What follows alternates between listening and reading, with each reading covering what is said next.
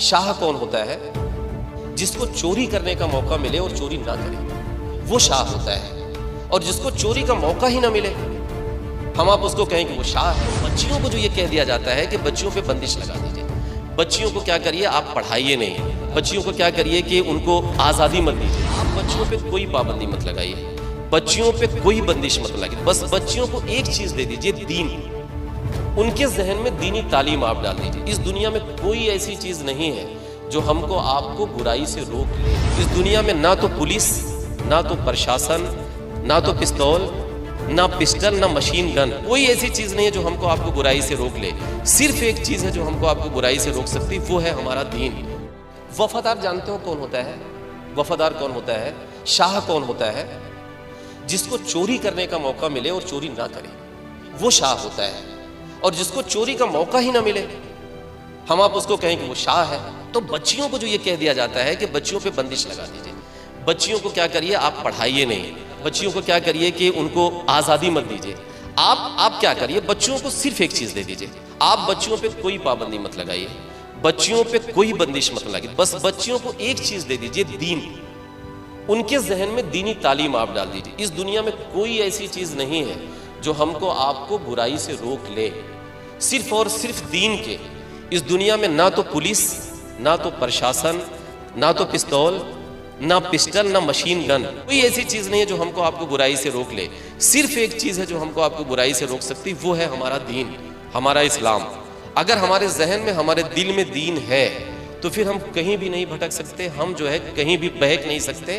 آپ بچیوں کے اندر، صرف بچیوں کو ہی میں کیوں کہوں، بچوں کو بھی، یعنی اس میں سب بچے اور بچیاں سب آگئے، ان کے اندر آپ دینی جذبہ پیدا کر دیجئے۔ میرے اندر کیا تھا، میرے بغل میں شراب کا گلاس رکھا رہتا ہے، لیکن میرے اندر دین کا ہی تو جذبہ ہے۔ میں یہ کیوں داڑھی رکھ لیا؟ ابھی دعا کریے کہ میں اور دینی طریقے سے رکھ لوں۔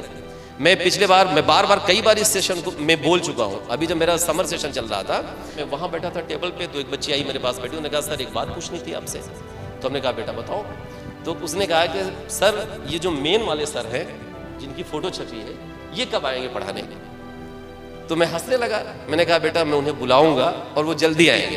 میرے کہنے کا مطلب یہ ہے کہ جیسے میں انسان کیوں داڑھی رکھ لیتا ہے؟ مجھے بھی شوق ہے نا، جیسے پیچھے بچے بیٹھے ہوئے کلین شیپ، چونکہ آج کل ہم لوگوں نے کیا کیا ہے کہ فلمی دنیا کے ایکٹروں کو فالو کرنا شروع کر لیا ہے۔ تو بھئی ظاہر سی بات ہے میں بھی کلین شیپ رہ سکتا تھا، لیکن کیا ہوا پچھلے 3-4 مہینوں سے میرے اندر جب میں ریزر اٹھاتا تھا داڑھی بنانے کے لیے تو میرے اندر گھبراہٹ شروع ہو جاتی تھی۔ مطلب مجھے ایسا لگے کہ یار یہ میں کر کیا رہا ہوں، مطلب میں اللہ نے جس چیز کے لیے منع کیا ہے ہم اس کو کیا کر رہے ہیں کہ اس کو ہم ایک بلیڈ سے چھیل کے اور نالی میں پھینک رہے ہیں، ہے نا، اللہ کے نور کو۔ تو میرا مطلب سے گھبراہٹ مجھے محسوس ہونے کی، گھبراہٹ محسوس ہوئی۔ میں نے کہا کہ تو 2-3 بار ٹرائی کیا، پہلے چھوٹی سی آئی تو پھر میں کیا کرتا تھا بڑی ہو تو پھر نکال دوں، شیطان بہکاتا تھا بار بار۔ لیکن ہم نے عہد کیا، میں نے کہا نہیں پہلے آپ عادت ڈالو۔ تو پچھلے 6-7 مہینے سے جب میں نے عہد کیا، دینی جذبہ میرے اندر پیدا ہوا، تو ان چیزوں سے کیا ہوا، میں ریموو نہیں کر پایا۔